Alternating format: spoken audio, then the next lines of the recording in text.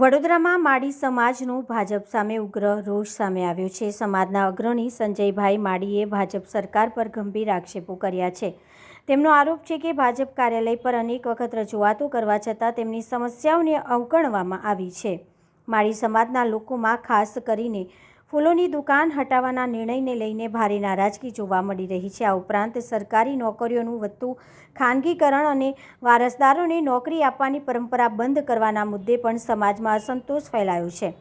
સંજયભાઈ માડીએ વધુમાં આક્ષેપ કર્યો છે કે કેટલાક કોર્પોરેટરના ભ્રષ્ટાચારના કારણે સમાજને આર્થિક નુકસાન સહન કરવું પડી રહ્યું છે। વિરોધના ભાગરૂપે કાર્યકરોએ ભાજપના કેસરીઓ ખેસ ઉતારી વિરોધ નોંધાવ્યો હતો અને ચીમકી આપી છે કે આવનારી ચૂંટણીમાં તેઓ ભાજપને મત નહીં આપે।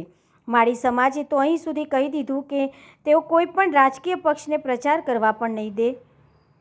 હવે જોવાનું એ રહ્યું કે આ રોષ ભાજપ માટે કેટલો ભારે પડે છે। અમારા માડી સમાજે ગઈકાલે બીજેપી કાર્યાલય જયપ્રકાશ સોની સાહેબ જે છે એમને વિરોધ નોંધાવવા માટે ગયો હતો, પણ એમને કોઈ જવાબ પ્રોપર અમને આપ્યા નથી। જે વિરોધ નોંધાયો છે તો અમારી વાતને એમને સાંભળી નથી। કહેવામાં આવ્યું કે ઇલેક્શન પછી આવજો, અમે તમને સાંભળીશું। તો અત્યારે શું પ્રોબ્લેમ હતો? બીજી વસ્તુ છે કે અમારા સમાજના જેટલા પણ બીજેપી કાર્યકર્તા છે આજે વિરોધ એવો કરે છે કે જે બીજેપીના જે આ ખેસ છે એ આજે અમે ઉતારી દઈએ છીએ અને અમારા સમાજ ઉપર જે અત્યાચાર થઈ રહ્યો છે એ હવે અમે સહન કરીએ નહીં। સમાજની જે પણ લાગણી દુભાઈ છે, અત્યારના જે કોર્પોરેટરો જે 5 વર્ષ જે ભ્રષ્ટાચાર કર્યું છે એમાં અમારો સમાજને તો આર્થિક બહુ જ નુકસાન થયું છે। કારણ કે જેટલી ફૂલોની અમારી દુકાને તે ખસેડવામાં આવી છે।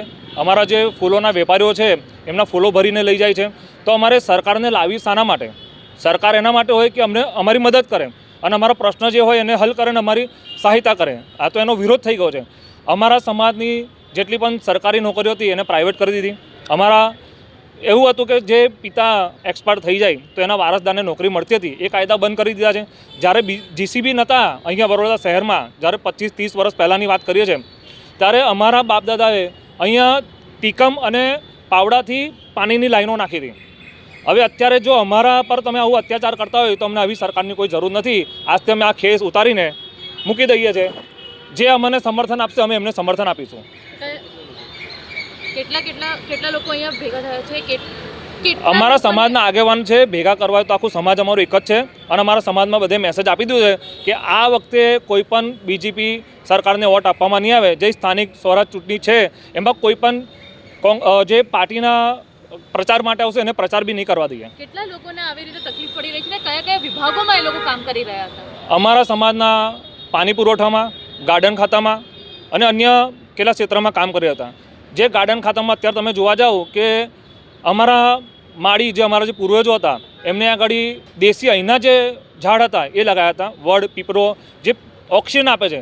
હવે અત્યારે અમને કોન્ટ્રાક્ટ સિસ્ટમ કરીને જે બહારથી જે જંગલી છોડ લાવીને લગાવ્યા છે એ રાત દિવસ કાર્બન ડાયોક્સાઇડ આપે છે। એ પણ એમના કરોડો રૂપિયાના એમના ભ્રષ્ટાચાર છે। શું નામ છે? હું સંજયભાઈ માડી, વડોદરા માડી સમાજ પ્રમુખ।